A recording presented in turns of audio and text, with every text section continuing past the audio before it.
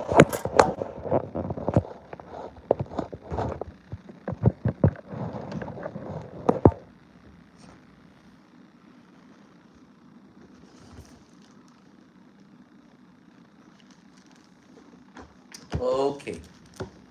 you guys, last night I stopped off at chapter. I want to say chapter 3. I stopped off at chapter 3. We're on page 46. So, without further ado, let's get this book reading on the road. Something old too. They were your grandma's swans, Charlie added. We had a jeweler replace the paste stones with sapphires. Inside the box were two heavy solid silver hair combs. Dark blue sapphires were clustered into intricate floral shapes atop the teeth. My throat got all thick. Mom, Dad, you shouldn't have. Alice wouldn't let us do anything else, Renee said. Every time we tried, she all but ripped our throats out. A hysterical giggle burst through my lips. Alice stepped up and quickly slid both combs into my hair under the edge of my thick braids. That's something old and something blue. Alice mused, taking a few steps back to admire me.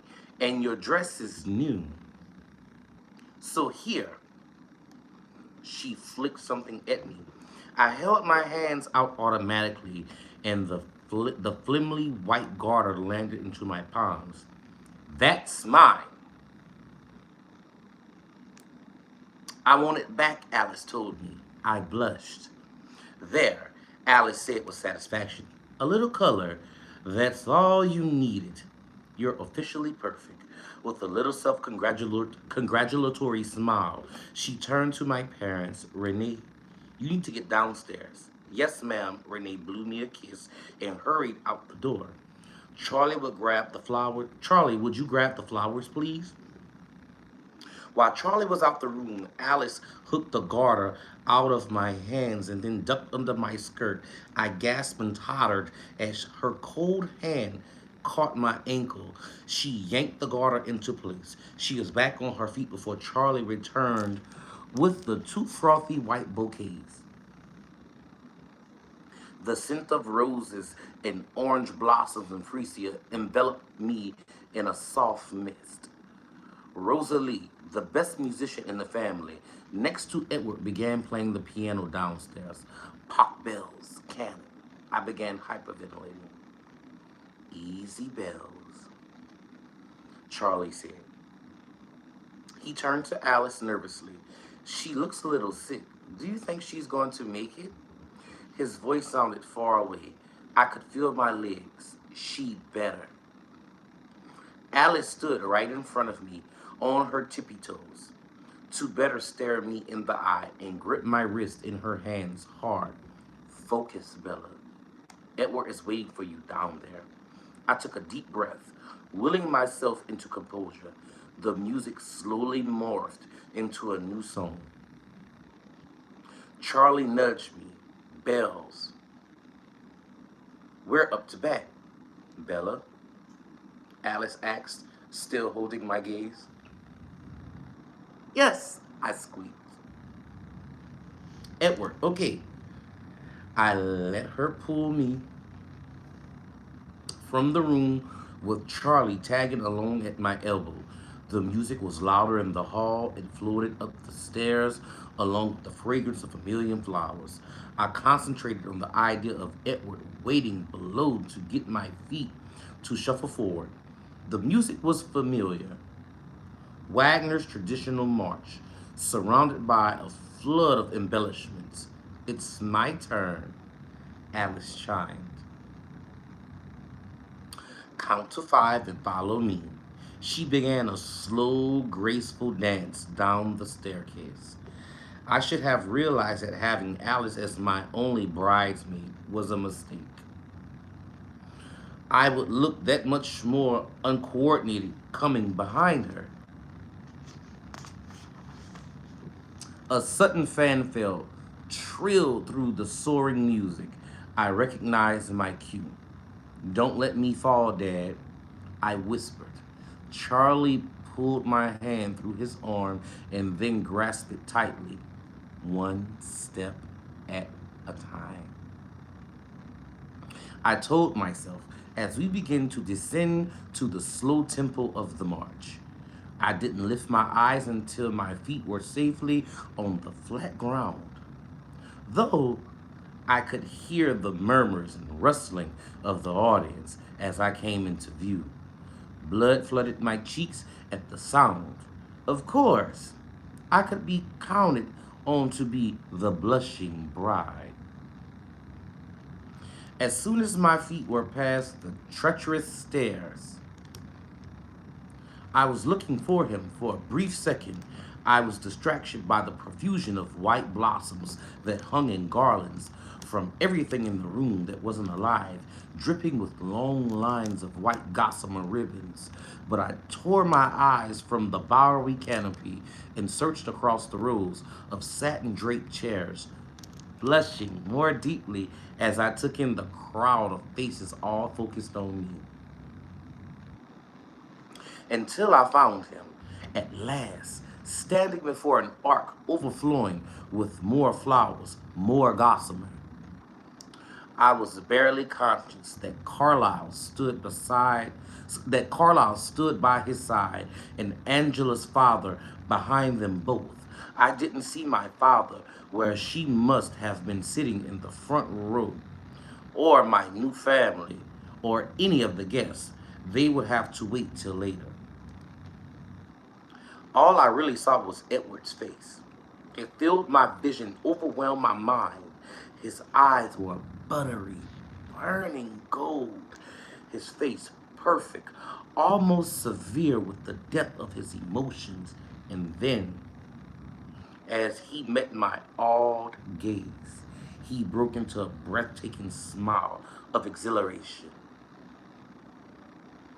Suddenly, it was only the pressure of Charlie's hand on mine that kept me from sprinting headlong down the aisle. The march was too slow as I struggled to my pace. Steps to its rhythm, mercifully, the aisle was very short. And then, at last, I was there. Edward held out his hand. Charlie took my hand, and in the symbol as old as the world, placed it into Edward's.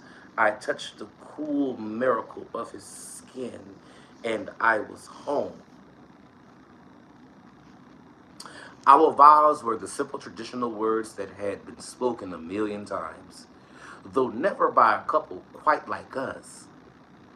We'd asked Mr. Weber to make only one small change. He obligingly traded the line till death do us part for the more appropriately, as long as we both shall live. In that moment, as the minister said his part, my world, which had been upside down for so long now, seemed to settle into its proper position. I saw just how silly I'd been fearing for this, as if it were an unwanted birthday gift or an embarrassing exhibition. Like the prom, I looked into Edward's shining, triumphant eyes and knew that I was winning, too, because nothing else mattered but that I could stay with him. I didn't realize I was crying until it was time to say the binding words. I do. I managed to choke out in a nearly unintelligible whisper, blanking my eyes clear so I can see his face. When it was his turn to speak, the words rang clear and victorious. I do, he vowed. Mr. Weber declared us husband and wife, and then Edward's hands reached up to cradle my face carefully, as if it were as delicate as white petals swaying above our heads. I tried to comprehend Though the film of tears blinding me, the surreal fact that this amazing person was mine. His golden eyes looked as if they would have tears too. If such a thing were not impossible, he bent his head towards mine, and I stretched out on the tip of my toes, throwing my arms, bouquet and all, around his neck. He kissed me tenderly, adoringly. I forgot the crowd, the place, the time, the reason. Only remembering that he loved me, that he wanted me, that I was his. He began the kiss, and he had to end it. I clung to him, ignoring the teeters and the throat clearing in the audience. Finally, his hands restrained my face. He pulled back too soon to look at me. On the surface, his sudden smile was amused, almost a smirk. But underneath his momentary entertainment at my public exhibition was a deep joy that echoed my own. The crowd erupted into applause, and he turned our bodies to face our friends and family. I couldn't look away from his face to see them. My mother's arms were the first to find me. Her tear-streaked face, the first thing I saw when I finally tore my eyes unwillingly away from Edward. And then I was handed through the crowd, passed from embrace to embrace, only vaguely aware of who held me, my attention centered on Edward's hand clutched tightly in my own.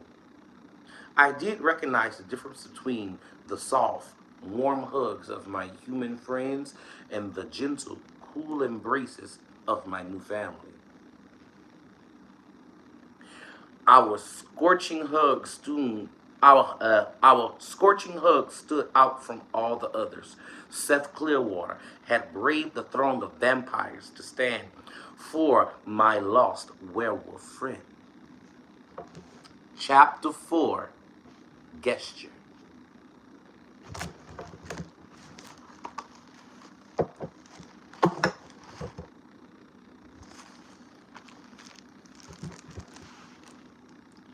The wedding flowed into the reception party smoothly.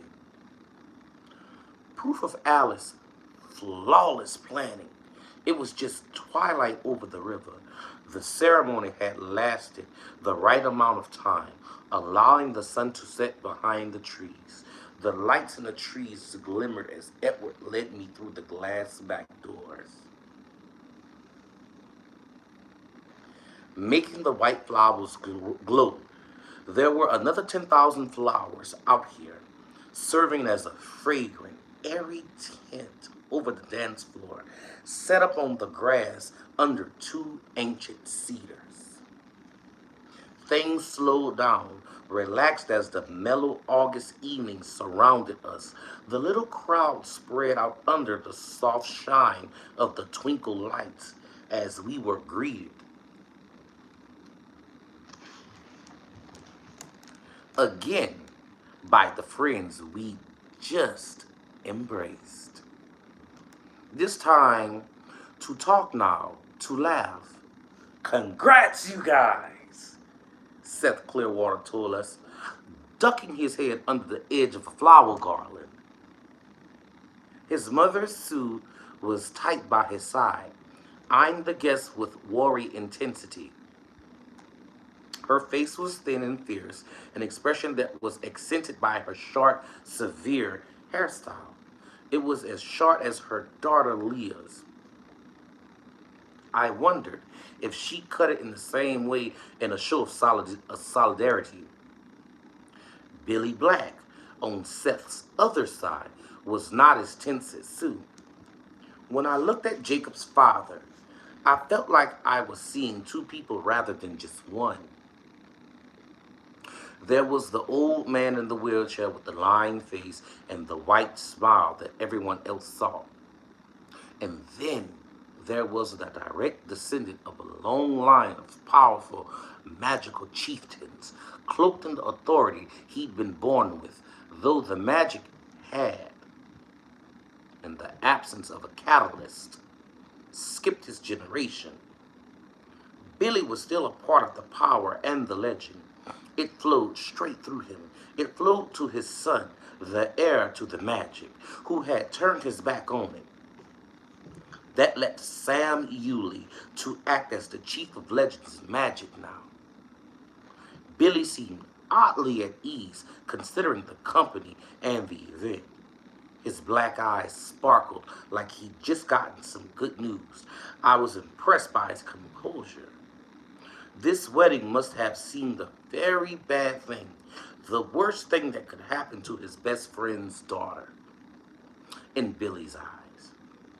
I knew it wasn't easy for him to restrain his feelings, considering the challenge this event foreshadowed due to the ancient treaty between the Cullens and the Quillettes, the treaty that prohibited the Cullens from ever creating another vampire. The wolves knew a breach was coming, but the Cullens had no idea how they would react. Before the alliance, it would have meant an immediate attack, a war. But now that they knew each other better, would there be forgiveness instead? As if in response to that thought, Seth leaned towards Edward's arms, extended. Edward returned the hug with his free arm. I saw Sue shudder delicately.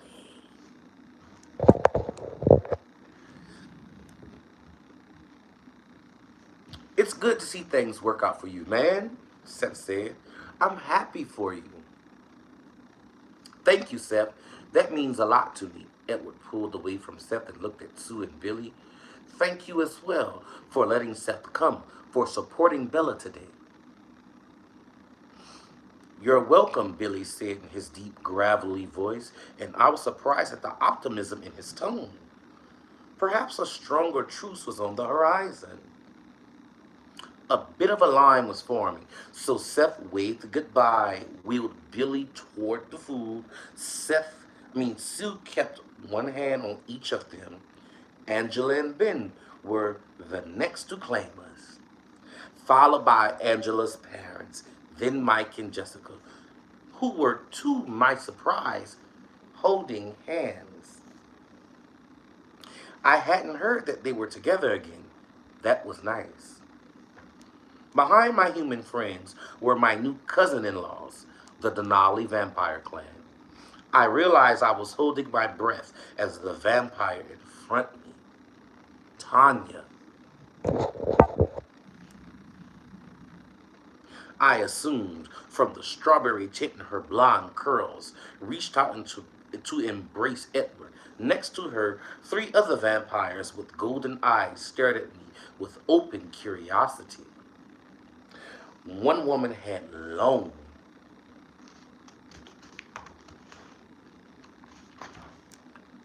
pale blonde hair, straight as corn silk.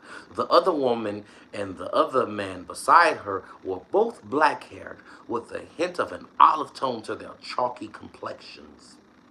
And they were all four so beautiful that it made my stomach hurt.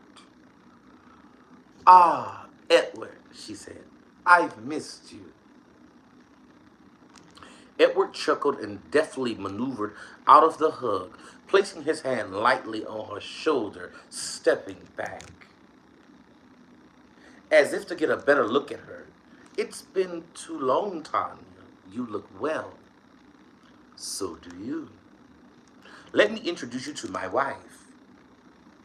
It was the first time Edward had said that word since it was officially true. He seemed like he would explode with satisfaction saying it. Now, the Denali's all laughed lightly in response. Tanya, this is my Bella. Tanya was every bit as lovely as my worst nightmares had predicted. She eyed me with the look that was much more speculative than it was resigned, and then reached out to take my hand. Welcome to the family, Bella.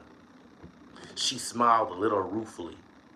We consider ourselves Carlisle's extended family, and I am sorry about the recent incident. When we did not behave as such, we should have met you sooner. Can you forgive us? Of course, I said breathlessly. It's so nice to meet you. The colors all evened up in numbers now. Perhaps it will be our turn next, eh, Kate?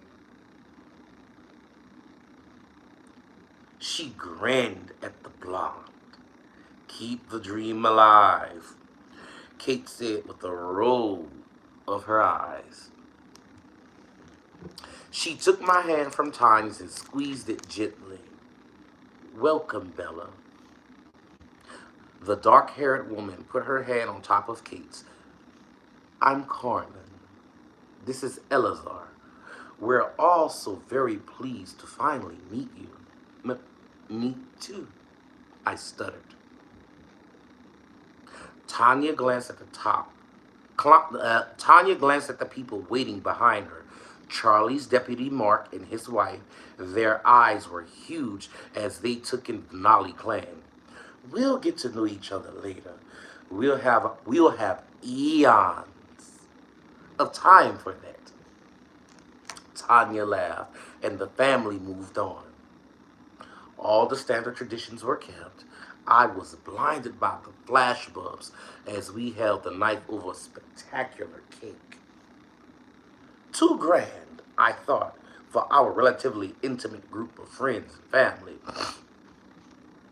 We took turns shoving cake into each other's face. Edward manfully swallowed his portion. As I watched in disbelief, I threw my bouquet with a typical skill right into Angela's surprised hands. Emmett and Jasper howled with laughter at my blush, while Edward removed my borrowed garter, which I shimmied down nearly to my ankle very carefully. With his teeth, with a quick wink at me, he shot it straight into Mike Newton's face. And when the music started, Edward pulled me into his arms for the customary first dance. I went willingly, despite my fear of dancing, especially dancing in front of an audience, just happy to have him holding me. He did all the work, and I twirled effortlessly under the glow of a canopy of lights and the bright flashes from the cameras. Enjoying the party, Mrs. Cullen? He whispered into my ear. I laughed. That will take a while to get used to. We have a while, he reminded me, his voice exultant, and he leaned down to kiss me while we danced. Cameras clicked feverishly, the music changed, and Charlie tapped Edward on his shoulders. It wasn't nearly as easy to dance with Charlie. He was no better at it than I was, so we moved safely from side to side in a tiny square formation. Edward and Esme spun around like Fred Astaire and Ginger Rogers. I'm going to miss you at home, Bella. I'm already lonely. I spoke through a tight throat, trying to make a joke of it. I just feel horrible leaving you to cook for yourself. It's practically criminal negligence. You could arrest me, he grinned. I suppose I'll survive the food. Just call me whenever you can. I promise. It seemed like I danced with everyone. It was good to see all my old friends, but I really wanted to be with Edward more than anything else. I was happy when he finally cut in, just half a minute after a new dance started. Still not fond of Mike, eh? I commented as Edward whirled me away from him. Not when I have to listen to his thoughts. He's lucky I didn't kick him out or worse. Yeah, right. Have you had a chance to look at yourself? Um, no, I guess not. Why? Then I suppose you don't realize how utterly, heartbreakingly beautiful you are tonight. I'm not surprised Mike's having difficulty with improper thoughts about a married woman. I am disappointed that Alice didn't make sure you were forced to look in a mirror. You are very biased, you know. He sighed, then paused and turned me around to face the house. The wall of glass reflected the party back like a lone mirror. Edward pointed to the couple in the mirror directly across from us. Biased, I am. I caught just a glimpse of Edward's reflection, a perfect duplicate of his perfect face, with a dark-haired beauty at his side. Her skin was cream and roses. Her eyes were huge with excitement and framed with thick lashes. The narrow sheet of the shimmering white dress flared out subtly at the train, almost like inverted collier lilies, cut so skillfully that her body looked elegant and gracefully, while it was motionless at least. Before I could blink and make the beauty turn back into me, Edward suddenly stiffened and turned automatically in the other direction, as if someone had called his name. "Oh," he said, his brow furrowed for an instant and then smoothed out just as quickly. Suddenly, he was smiling his brilliant smile. "What is it?" I asked. "A surprise wedding gift." "Huh?" He didn't answer. He just started dancing and spinning me the opposite way we'd been headed before, away from the lights and then into the deep swath of night that ringed the luminous dance floor. He didn't pause until we reached the dark side of one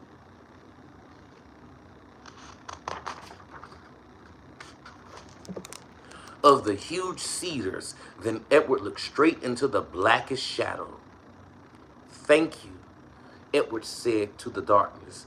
"This is very kind of you."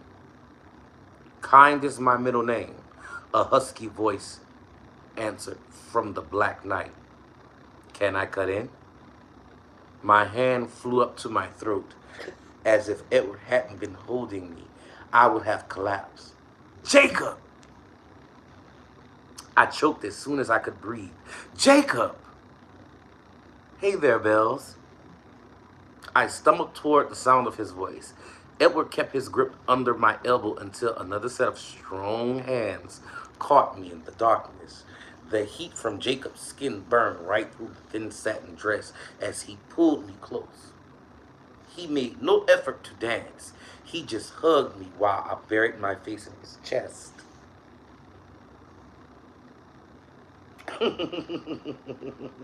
He leaned down to press his cheek to the top of my head.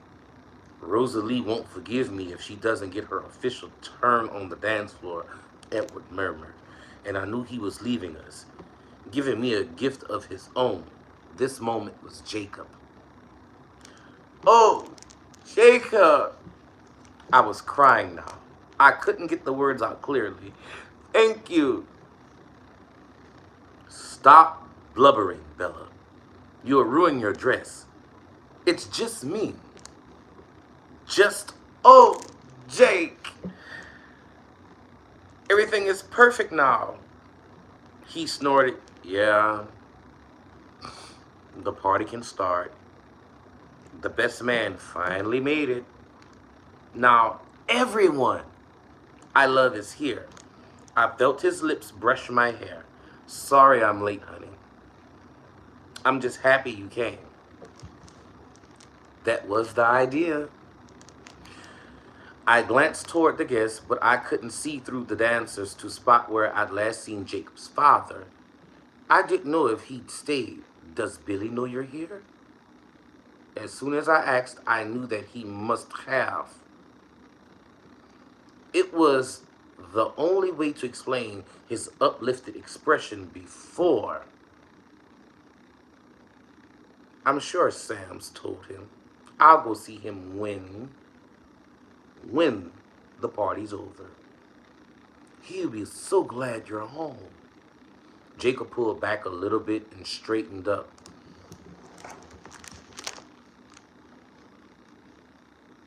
He left one hand on the small of my back and grabbed my right hand with the other.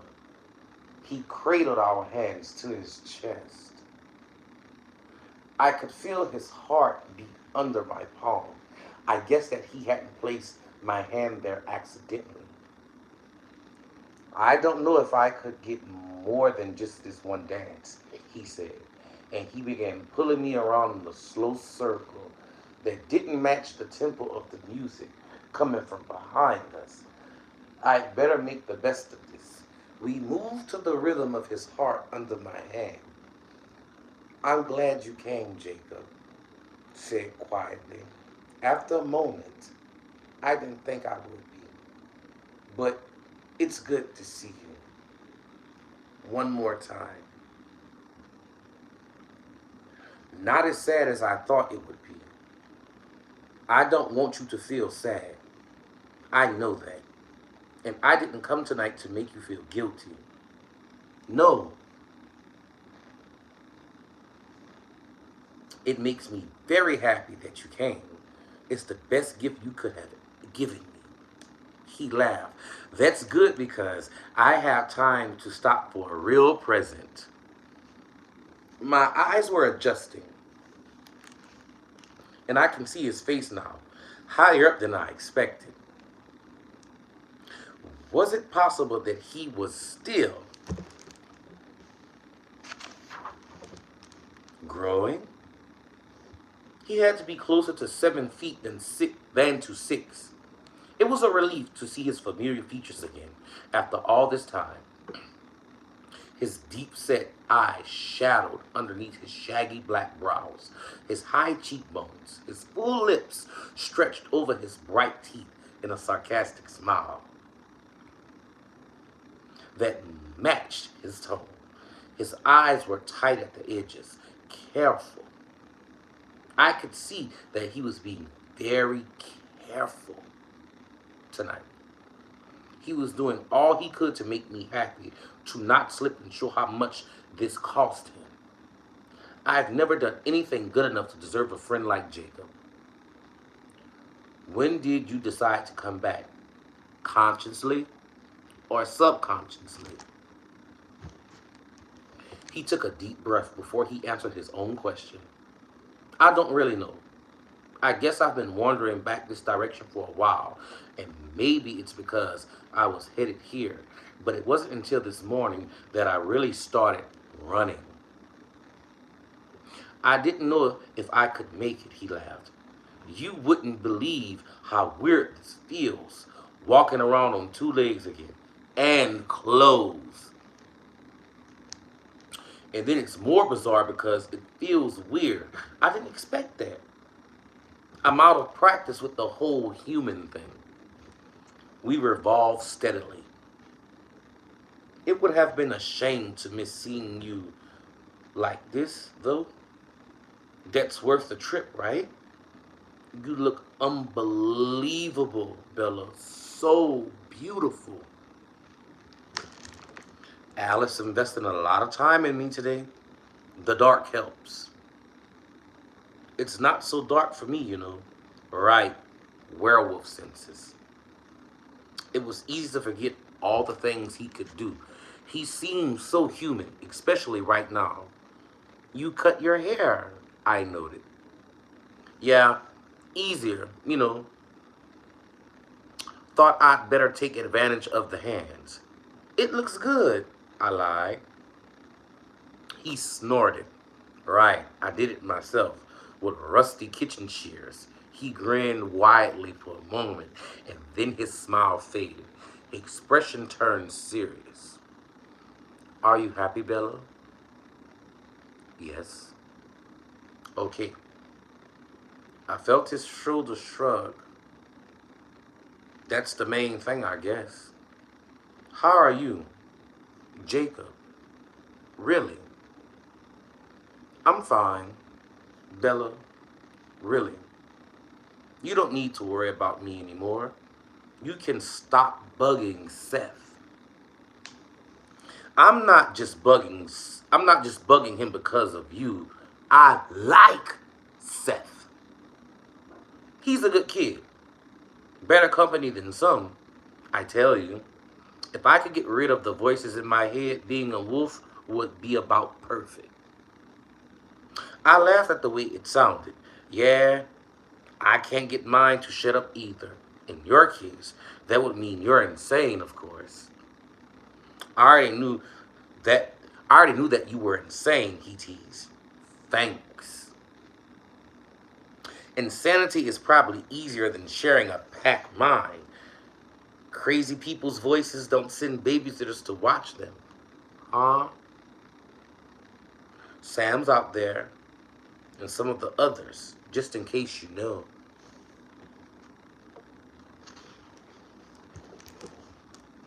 In case of what? In case I can't keep it together. Something like that. In case I decide to trash the party, he flashed a quick smile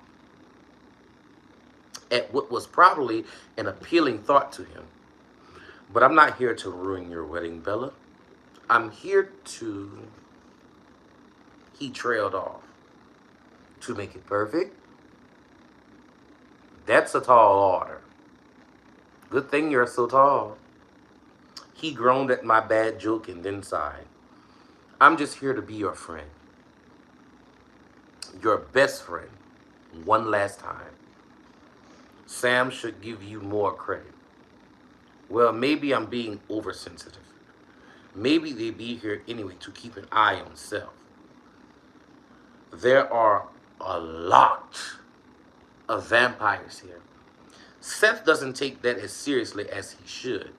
Seth knows that he is not in any danger. He understands the Cullen better than Sam's does. Sure, Jacob said, making peace before it could turn into a fight. It was strange to have him being the diplomat. Sorry about those voices, I said. Wish I could make it better in so many ways. It's not that bad. I'm just whining a little. You're happy? Close enough, but enough about me. You're the star today, he chuckled. I bet you're just loving that. Center of attention. Yeah, can't get enough attention. He laughed and then stared over my head. With pursed lips, he studied the shimmering glow of the reception party, the graceful whirl of the dancers, the fluttering petals falling from the garlands. I looked with him. It all seemed very distant from this black, quiet space, almost like watching the white flurry swirling inside a snow globe. I'll give them this much, he said. They know how to throw a party. Alice is an unstoppable force of nature, he sighed. Song's over. Do you think I get another one? Or is that asking too much? I tightened my hand around his. You can have as many dances as you want. He laughed. That would be interesting. I think I better stick with two, though. Don't want to start talk. We turn into another circle. You think I'd be used to telling you goodbye by now, he murmured.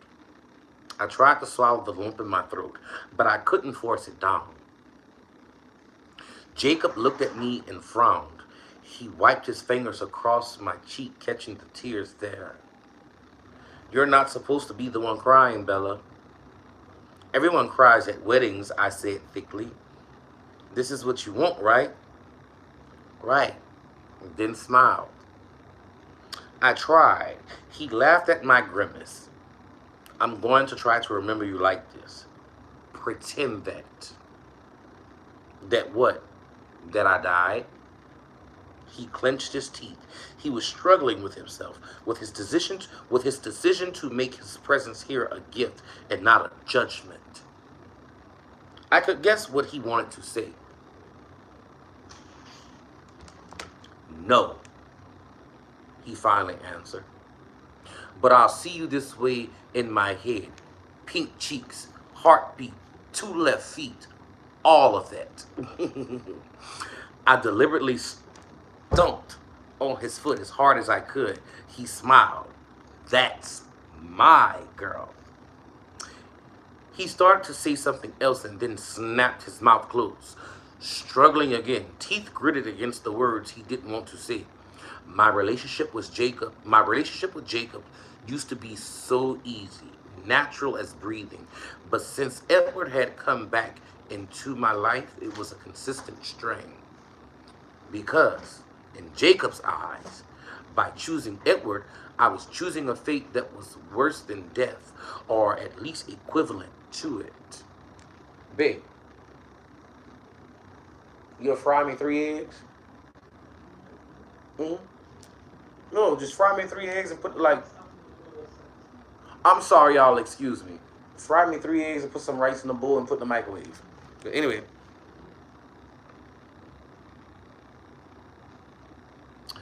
Okay, y'all. Hold on. Okay, I see it. What is it, Jake? Just tell me. You can tell me anything. I I I don't have anything to tell you. Oh, please, spit it out. It's true. It's not. It's it's a question. It's something I want you to tell me. Ask me. He struggled for another minute and then exhaled. I should. It doesn't matter. I'm just morbidly curious. Because I knew him so well, I understood. It's not tonight, Jacob, I whispered. Jacob was even more upset with my humanity than Edward. He treasured every one of my heartbeats, knowing that they were numbered. Oh, he said, trying to smother his relief. Oh, a new song started playing. But he didn't notice the change this time. When? He whispered. I don't know for sure. A week or two, maybe? His voice changed, took on a defensive, mocking edge. What's the holdup? I just didn't want to spend my honeymoon writhing in pain. You'd rather spend it how? Playing checkers? Ha ha. Very funny. Kidding, Bells. But honestly, I don't see the point.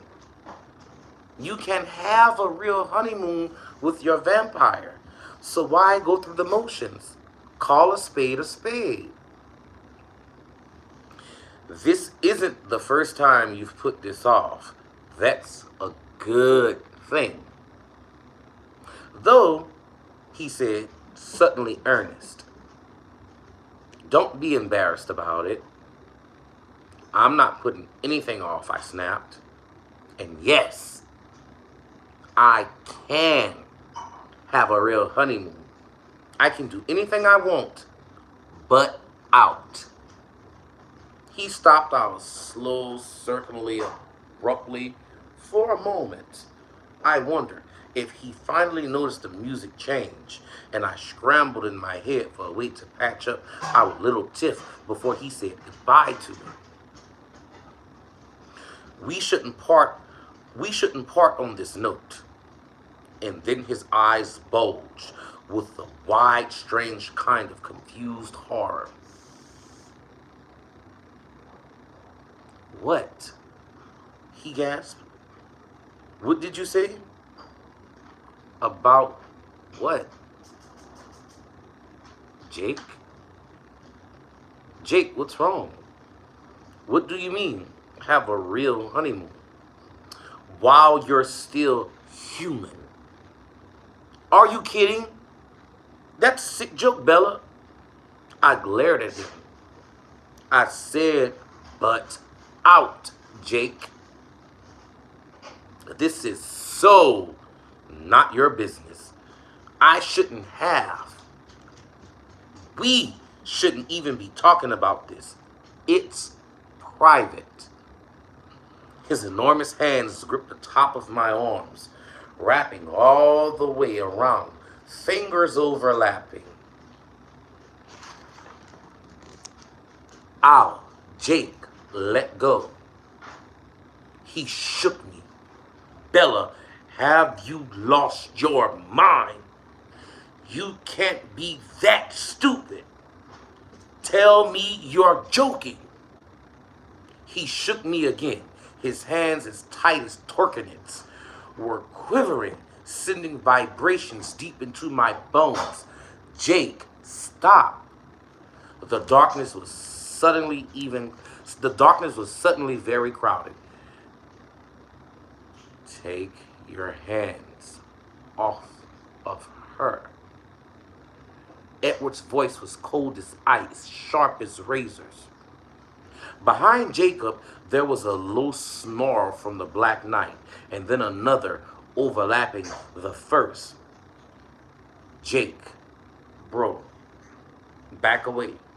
I heard Seth Clearwater urge, you're losing it. Jacob seemed frozen as he was, his horrified eyes wide and staring. You'll hurt her, Seth whispered. Let her go. Now, Edward snarled. Jacob's hands dropped to his side, and the sudden gush of blood through my waiting veins was almost painful before I could register more than that. Cold hands replaced the hot ones, and the air was suddenly whooshing past me. I blinked, and I was on my feet, a half dozen feet away from where I'd been standing. Edward was tensed in front of me. There were two enormous wolves braced between him and Jacob. But they did not seem aggressive to me, more like they were trying to prevent the fight. And Seth, gangly 15-year-old Seth, had his long arms around Jacob's shaking body, and he was tugging him away. If Jacob phased with Seth so close, come on, Jake, let's go. I'll kill you, Jacob said, his voice so choked with rage that it was low as a whisper. His eyes focused on Edward, burned with fury. I'll kill you myself. I'll do it now. He shuddered convulsively. The biggest wolf, the black one, growled sharply. Seth, get out of the way, Edward hissed. Seth tugged on Jacob again. Jacob was so bewildered with rage that Seth was unable to yank him a few feet further back. Don't do it, Jake. Walk away. Come on. Sam, the bigger wolf, the black one, joined Seth. Then he put his massive head against Jacob's chest and shoved. The three of them, Seth towing, Jake trembling, Sam pushing, disappeared swiftly into the darkness. The other wolf starred after them. I wasn't sure in the weak light about the color of his fur. Chocolate brown, maybe? Was it quill? Then, I'm sorry, I whispered to the wolf. It's all right now, Bella, Edward murmured. The wolf looked at Edward. His gaze was not friendly. Edward gave him one cold nod. The wolf huffed and then turned to follow the others, vanishing as they had. All right, Edward said to himself, and then he looked at me. Let's get back. But, Jake, Sam has him in hand. He's gone. Edward, I'm so sorry. I was stupid. You did nothing wrong. I have such a big mouth. Why would I shouldn't have let him get to me like that. What was I thinking? Don't worry. He touched my face. We need to get back to the reception before someone noticed our absence.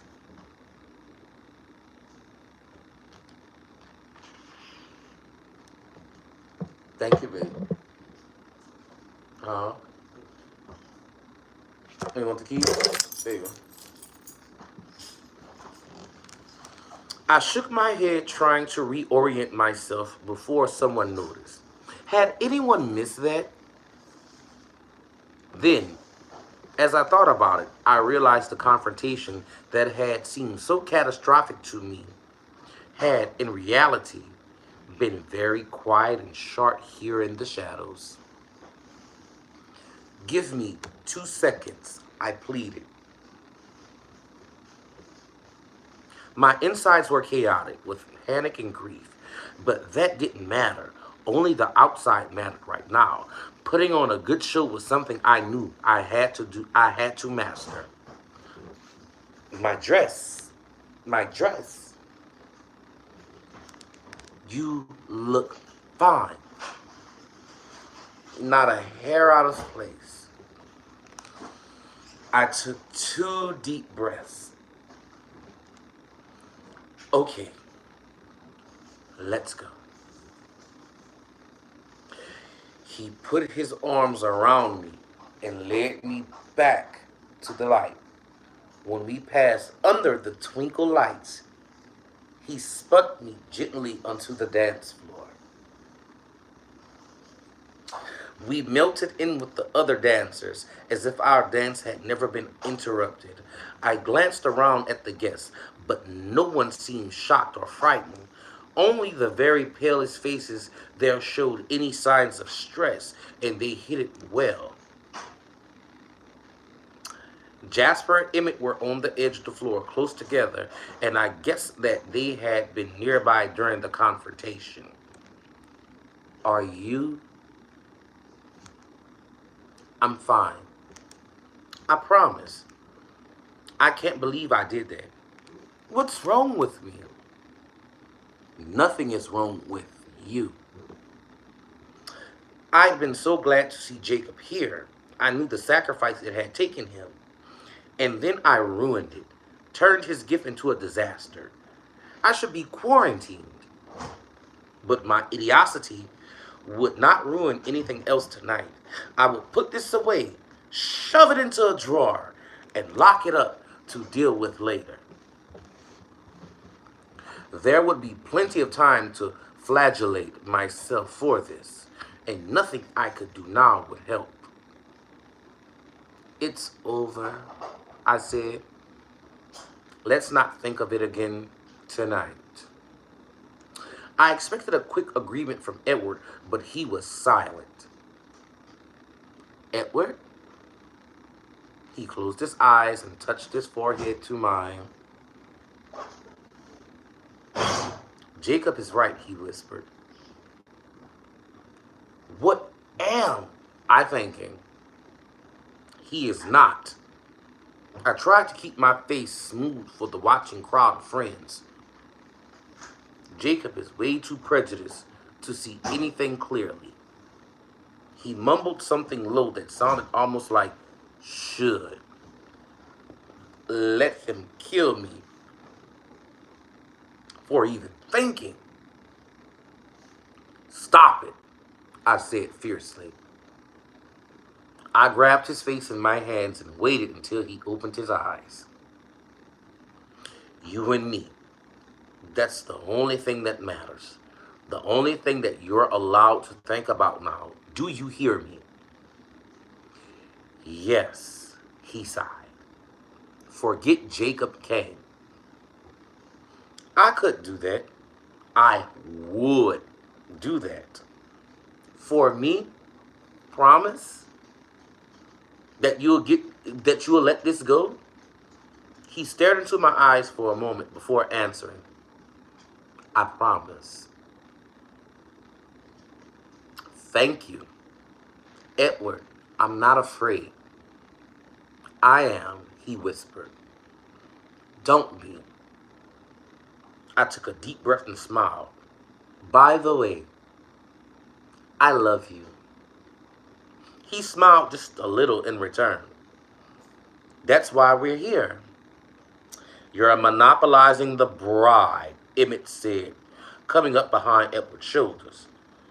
Let me dance with my little sister. This could be my last chance to make her blush. He laughed loudly, as unaffected as he usually was by any serious atmosphere.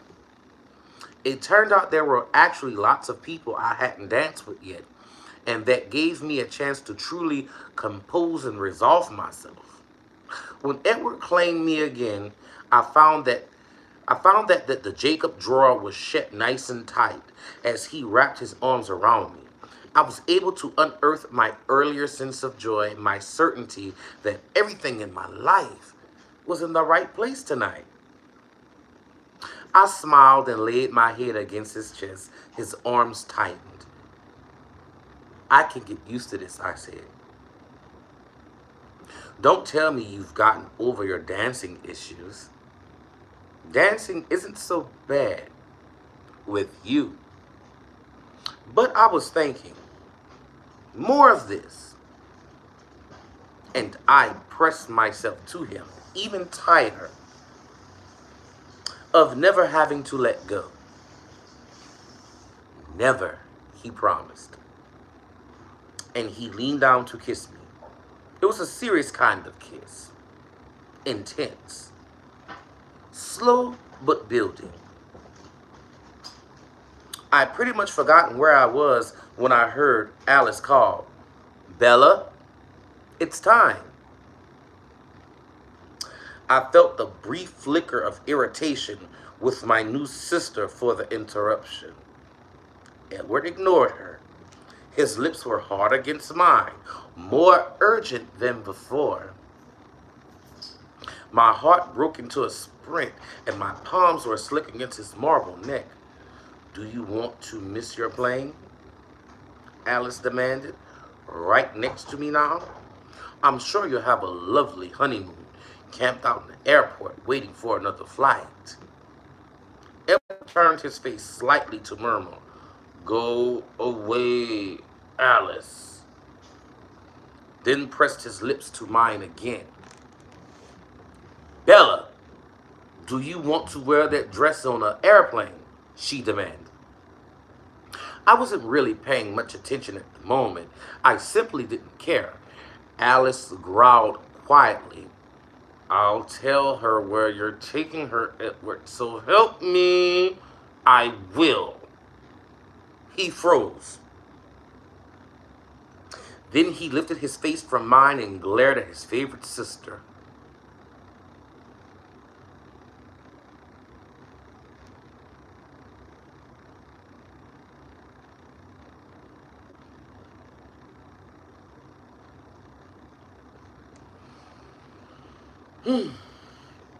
You're awfully small to be so hugely irritating. I didn't pick out the perfect going-away dress to have it wasted, she snapped. Taking my hand. Come with me, Bella.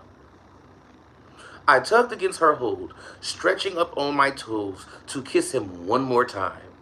She jerked my arm impatiently, hauling me away from him. There were a few chuckles from the watching guests. I gave up then and let her lead me into the empty house. She looked annoyed. Sorry, Alice, I apologized. I don't blame you, Bella, she sighed. You don't seem to be able to help yourself. I giggled at her martyred expression, and she scowled. Thank you, Alice. It was the most beautiful wedding anyone ever had. I told her earnestly. Everything was exactly right. You're the best, smartest, most talented sister in the whole world. That thawed her out. She smiled a huge smile. I'm glad you liked it. Renee and Esme were waiting upstairs. The three of them quickly had me out my dress and into Alice's deep,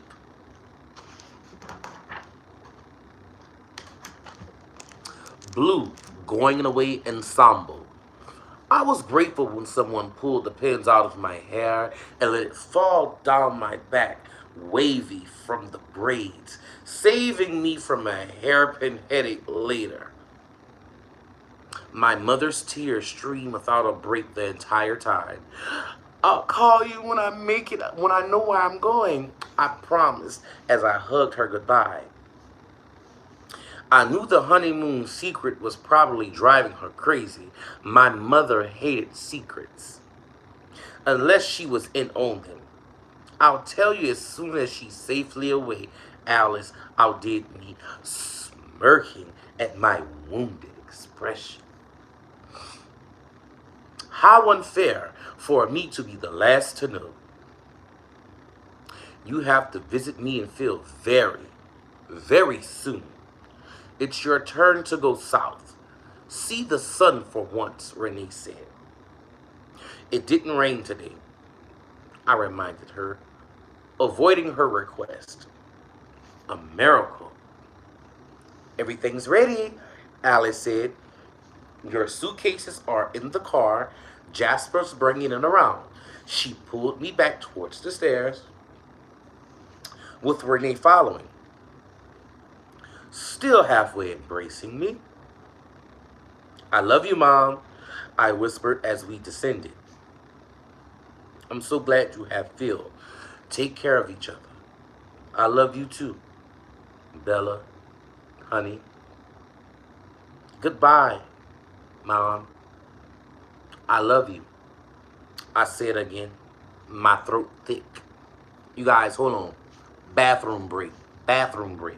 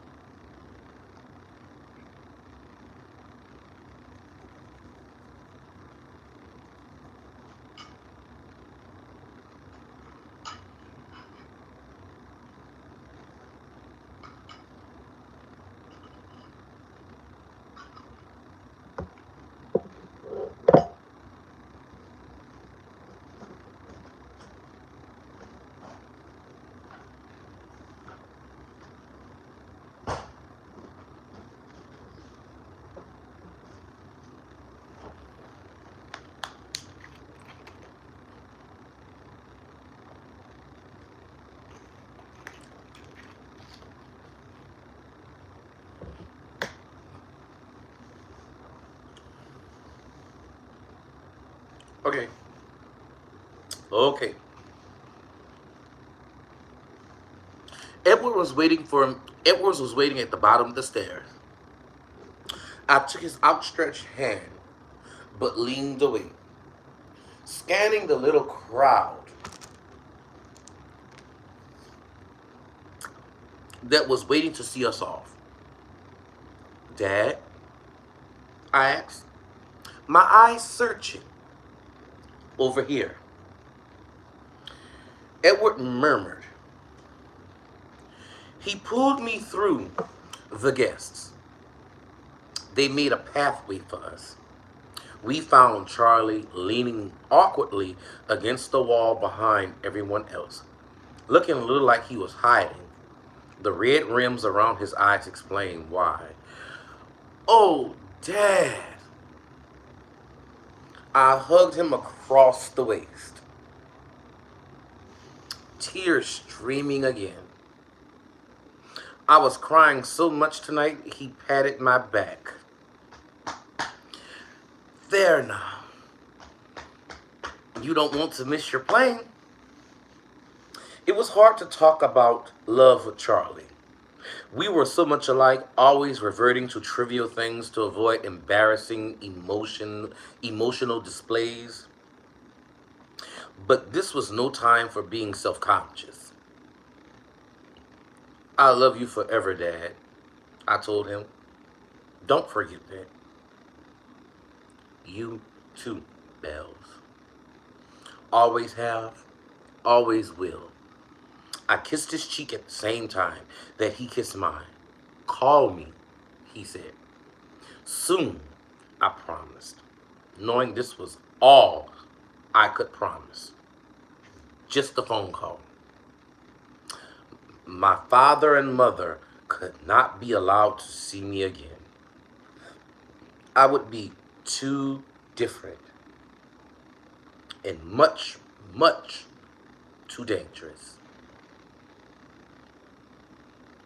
Go then, he said gruffly. Don't want to be late. The guests made another aisle for us. Edward pulled me close to his side as we made our escape. Are you ready? He asked. I am, I said. And I knew that it was true. Everyone applauded when Edward kissed me on the doorstep. Then he rushed me to the car as the rice storm began. Y'all, a quick little intermission. I love weddings. I love weddings. And this is so cute. Like, I think their wedding is so adorable. the whole Jacob, the whole Jacob situation and the way Edward reverted, her whole entire emotional state. Cute. Cute. But let's continue.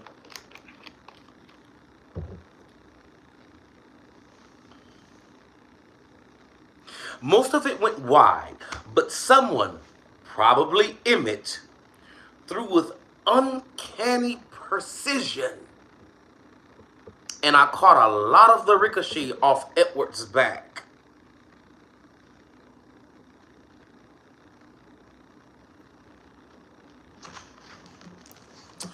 The car was decorated with more flowers that trailed in streamers along its length and long gossamer ribbons that were tied to a dozen shoes. Designer shoes that looked brand new, dangling behind the bumper. Edward shielded me from the rice while I climbed in, and then he was in, and we were speeding away as I waved out the window and called, I love you, to the porch where my families waved back. The last image I registered was one of my parents. Phil had both arms wrapped tenderly around Renee. She had one arm tight around his waist, but had her free hand reached out to hold Charlie's. So many different kinds of love, harmonious in this one moment. It seemed a very hopeful picture to me. Edward squeezed my hand. I love you, he said. I leaned my head against his arm. That's why we're here, I quoted him. He kissed my hair, As we turned onto the black highway and Edward really hit the accelerator, I heard a noise over the purr of the engine coming from the forest behind us.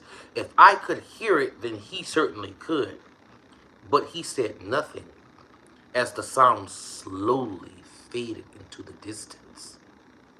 I said nothing either. The piercing, heartbroken howling grew fainter and then disappeared entirely. Chapter 5, Isle Esme.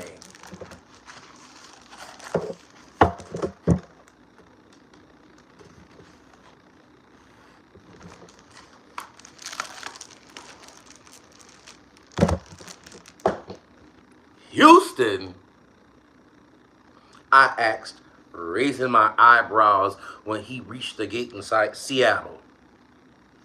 Just a stop along the way, Edward assured me with a grin. It felt like I'd barely fallen asleep when he woke me. I was groggy as he pulled me through the terminals, struggling to remember how to open my eyes after every blink. It took me a few minutes to catch up with what was going on when we stopped at the international counter to check in for our next flight. Rio de Janeiro? I asked with a slight more trepidation. Another stop, he told me.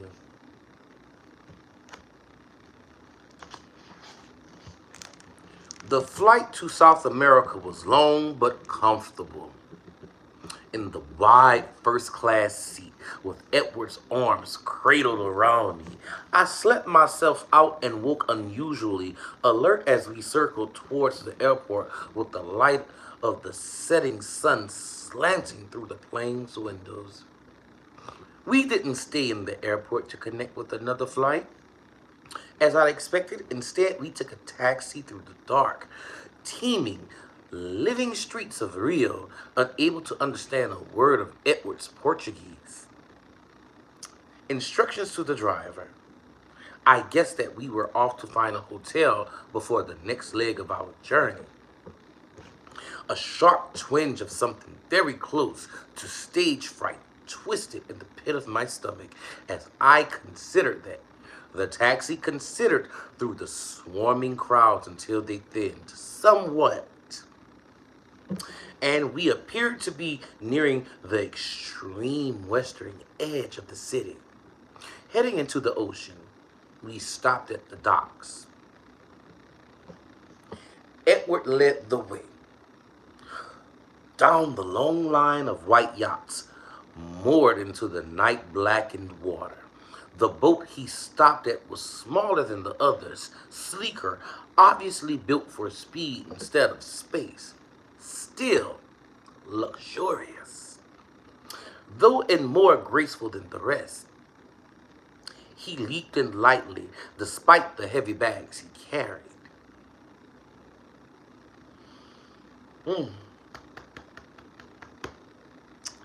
He dropped those on the deck and turned to help me carefully over the edge. I watched in silence while he prepared the boat for departure, surprised at how skilled and comfortable he seemed because he never mentioned an interest in boating before. But then again, he was good at just about everything. As we headed due east into the open ocean, I reviewed basic geography in my head. As far as I could remember, there wasn't much east of Brazil until you got to Africa. But Edward sped forward while the lights of Rio faded and ultimately disappeared behind us, and on his face was a familiar, exhilarated smile, the one produced by any form of speed. The boat plunged through the waves as I was showered with sea spray. Finally, the curiosity I suppressed so long got the best of me. "Are we going much further?" I asked. It wasn't like him to forget that I was human, but I wondered if he planned for us to live on the small craft for any length of time. About another half hour, his eyes took in my hands, clenched on the seat, and he grinned. Oh well, I thought to myself, he was a vampire after all. Maybe we're going to Atlantis. 20 minutes later, he called my name over the roar of the engine. Bella! Look there! He pointed straight ahead.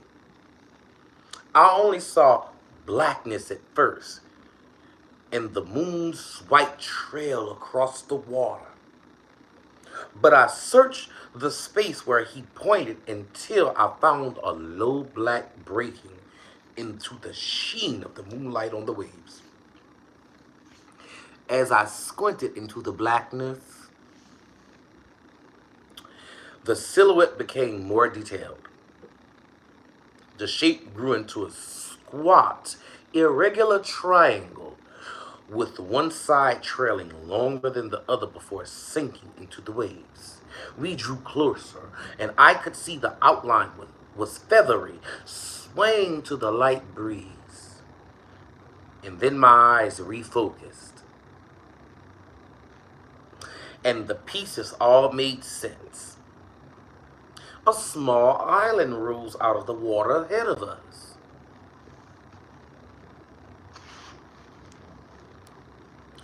Waving with palm fronds, a beach glowing pale in the light of the moon.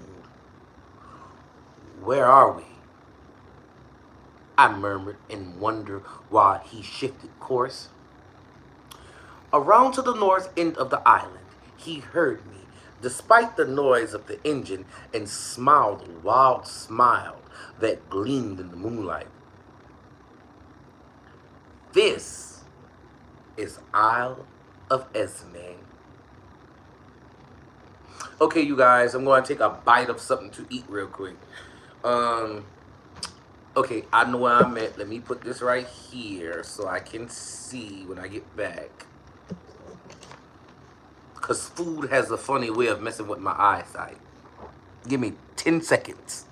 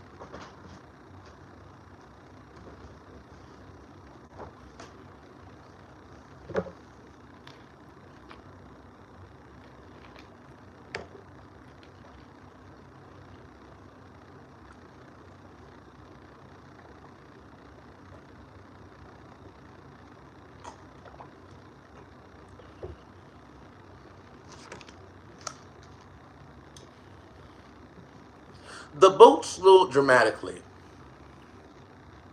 drawing with precision into position against a short dock constructed of wooden planks, bleached into whiteness by the moon.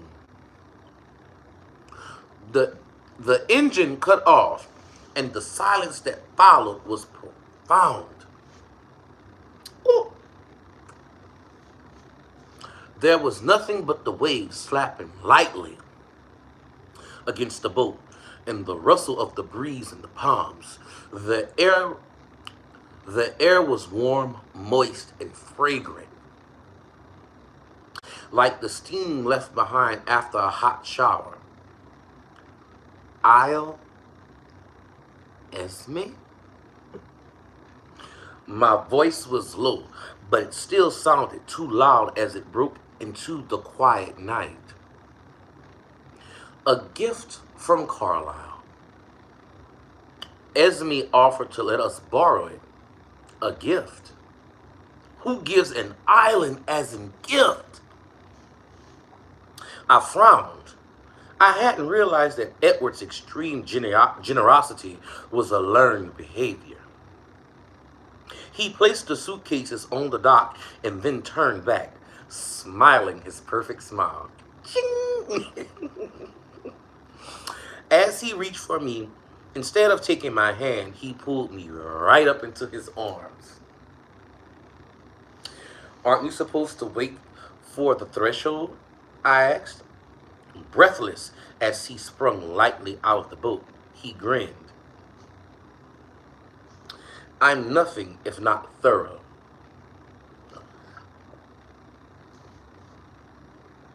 Gripping the handles of both huge steamer trunks in one hand and cradling me in the other, he carried me up the dock and onto a pale sand pathway through the dark vegetation.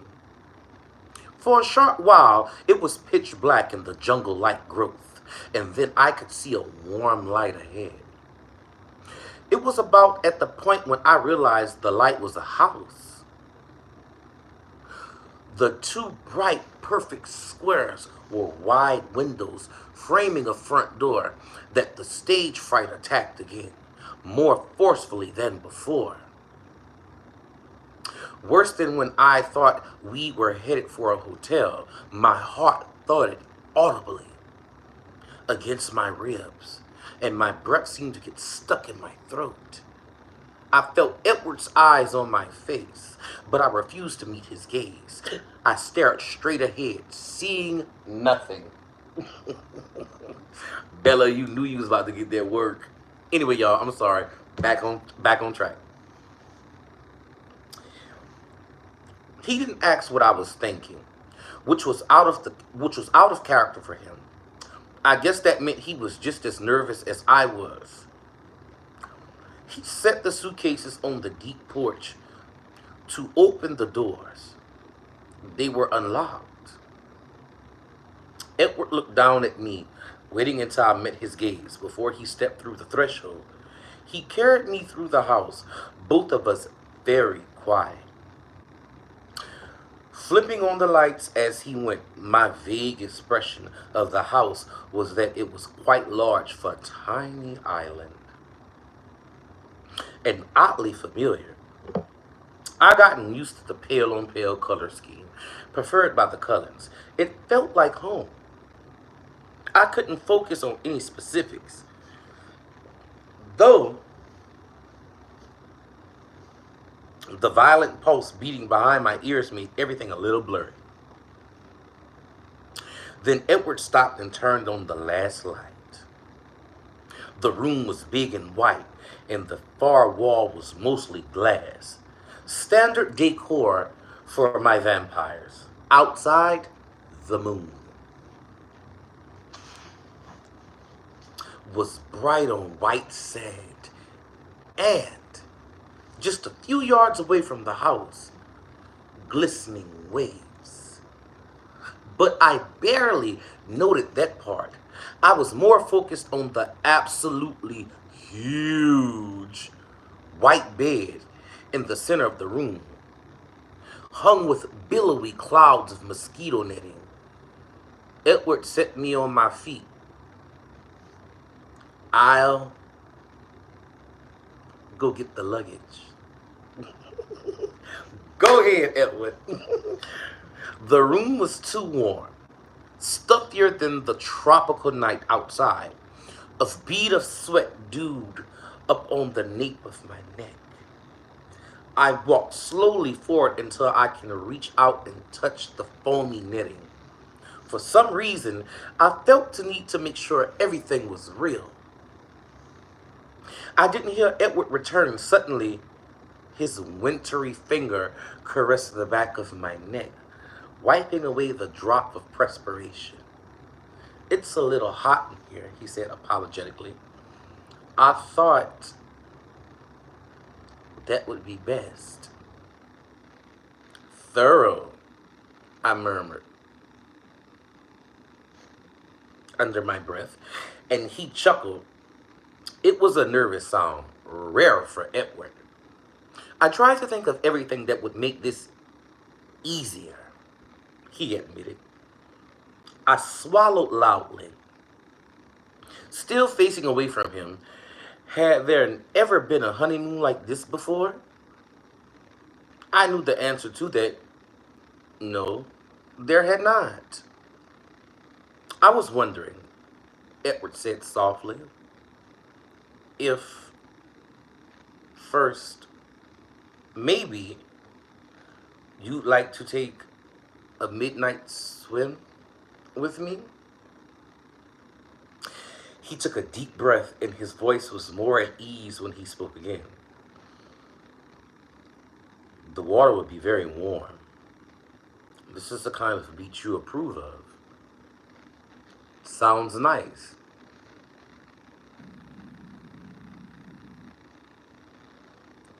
I'm sure you'd like a human minute or two. It was a long journey. I nodded woodenly. I felt barely human. Maybe a few minutes alone would help. His lips brushed against my throat, just below my ear. He chuckled once, and his cool breath tickled my overheated skin. Don't take too long, Miss Cullen. I jumped a little bit at the sound of my new name. His lips brushed down my neck to the tip of my shoulders. I'll wait for you in the water. He walked past me to the French door that opened right onto the beach sand. On the way, he shrugged out of his shirt, dropping it on the floor, then slipped through the door into the moonlit night. The sultry, salty air swirled into the room behind him.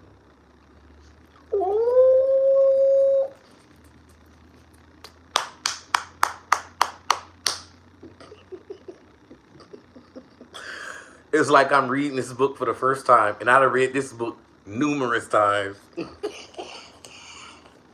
You better.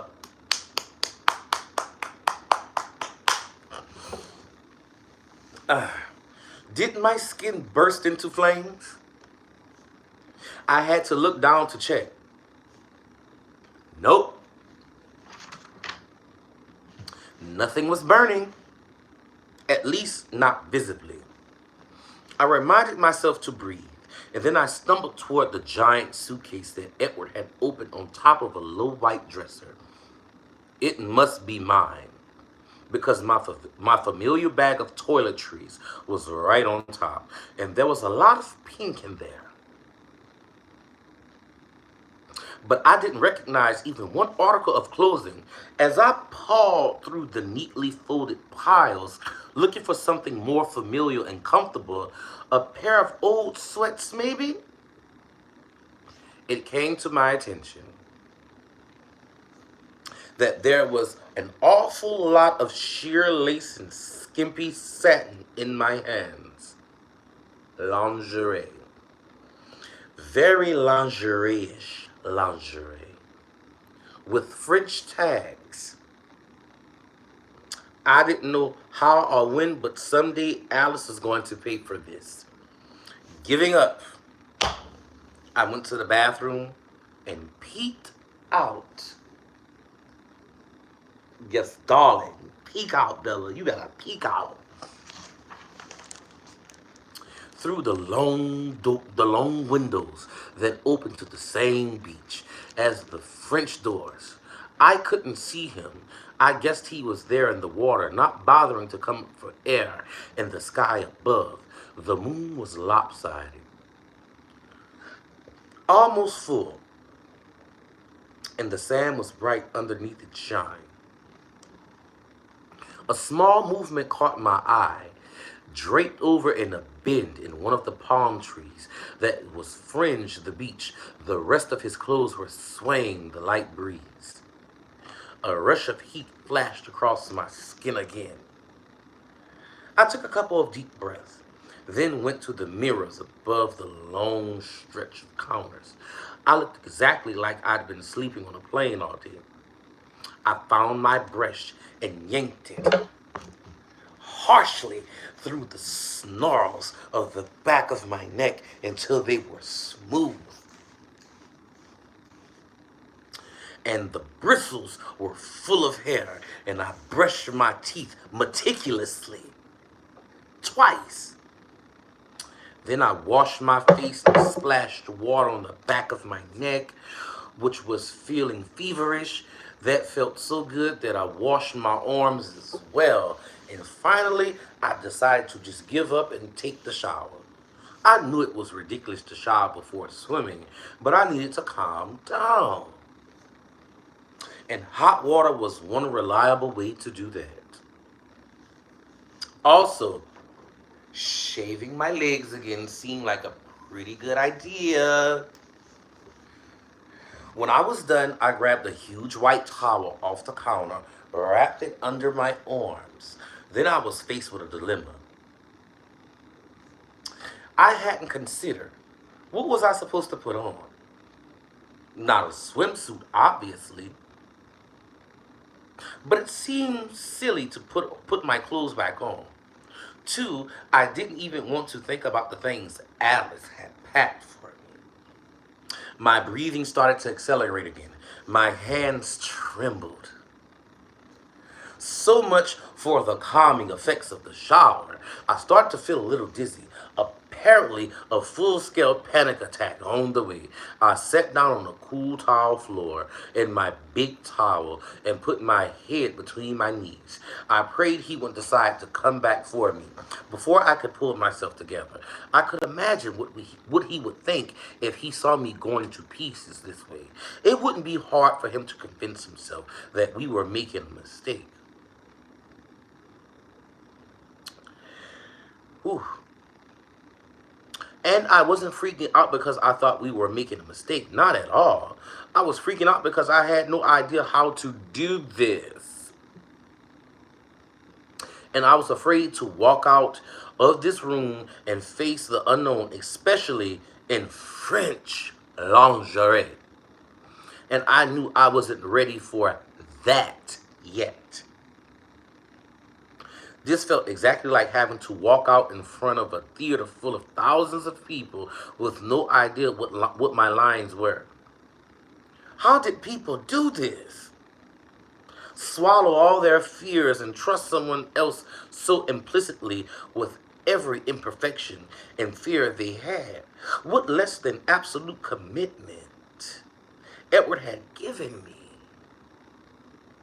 If it weren't Edward out there, if I didn't know in every cell of my body that he loved me as much as I loved him, unconditionally, irrevocably, and to be honest, irrationally, I'd never be able to get up off this floor.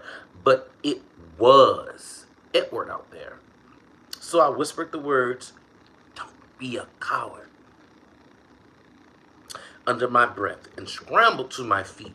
I hitched the towel tighter under my arms and marched determinedly from the bathroom.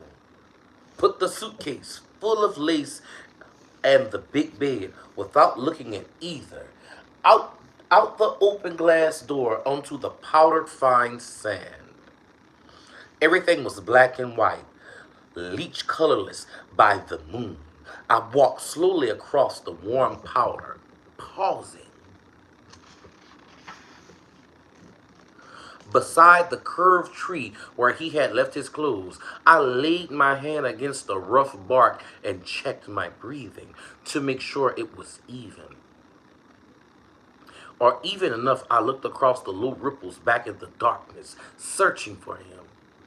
He wasn't hard to find. He stood his back to me, waist deep in the midnight water, staring up at the oval moon. The pallid light of the moon turned his skin a perfect white, like the sand, like the moon itself, and made his wet hair black as the ocean. He was motionless, his hands resting, palms down against the water. The low waves broke around him as if he were a stone. I stared at the smooth lines of his back, his shoulders, his arms, his neck, his flawless shape of him. The fire was no longer a flash burn across my skin. It was slow and deep now. It smoothed away all my awkwardness, my shy uncertainty. I slipped the towel off without hesitation, leaving it on the tree with his clothes, and I walked out into the white light. It made me pale as the snowy sand, too. I couldn't hear the sounds of my footsteps as I walked to the water's edge, but I guessed that he could. Edward did not turn. I let the gentle swells break over my toes and found that he'd been right about the temperature. It was very warm, like bath water. I stepped in, walking carefully across the invisible ocean floor. But my care was unnecessary.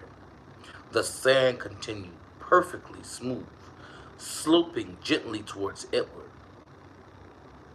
I waded through the weightless current till I was at his side, and then I placed my hand lightly over his cool hand lying on the water. Beautiful, I said, looking up at the moon too. It's all right, he answered. Unimpressed, he turned slowly to face me. Little waves rolled away from his movement and broke against my skin. His eyes looked silver in his ice-colored face.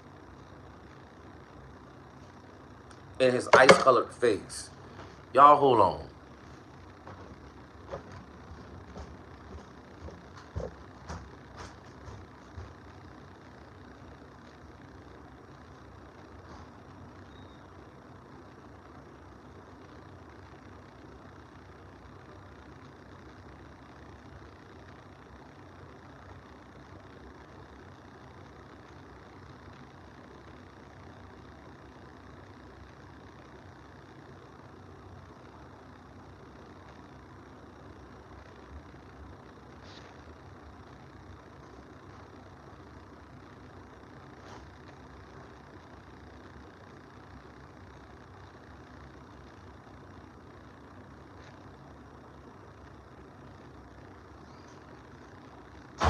It's starting to drizzle, baby.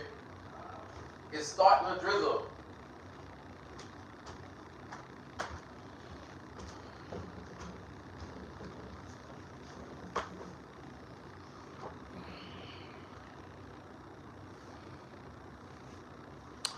Okay, hold on.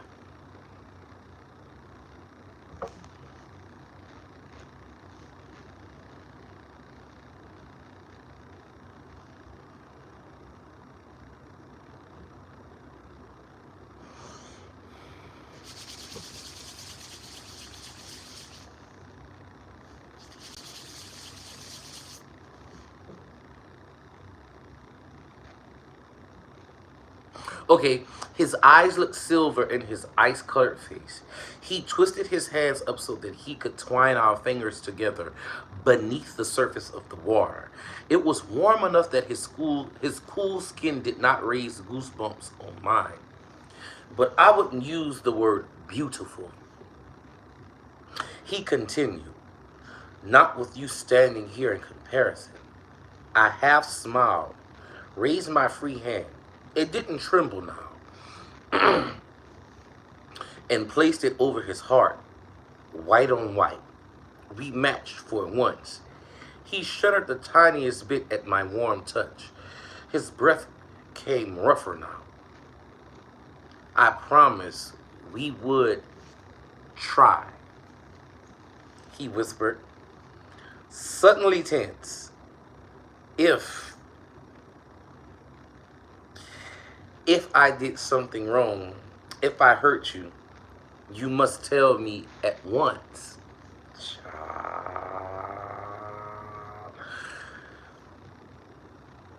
I nodded solemnly, keeping my eyes on his. I took another step through the waves and leaned my head against his chest.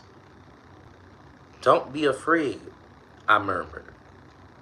We belong together. All right, Mariah Carey, we belong together. I was abruptly overwhelmed by the touch of my own words. This moment was so perfect, so right, there was no way to doubt it. His arms wrapped around me, holding me against him, summer and winter. It felt like every nerve ending in my body was a live wire. Forever, he agreed, and then pulled us gently into deeper water. The sun, hot on the bare skin of my back, woke me in the morning. Late morning, maybe afternoon. I wasn't sure. Okay, you guys. It is 11:03 my time. We will continue this tomorrow morning. We are on page 85, chapter 5, page 85. So which means we're almost in chapter 6. We're making good progress. So I want to make sure I am well perky and awake for you guys when I finish the rest of this chapter. Like, this has been a long reading, but tomorrow is going to be even longer because I'm going to have all my rest. I haven't ate a lot of food when I first wake up. I don't eat a lot when I first wake up. So, like, I can continuously read. So this food is making me sleepy. So Yolanda and everybody else that's here, you guys, I will be up probably like in between 8 and 10 o'clock in the morning. So if you guys see that I got book club in my title, just jump on and allow me to read to you guys. Y'all have a good night and have a good life tonight. Peace.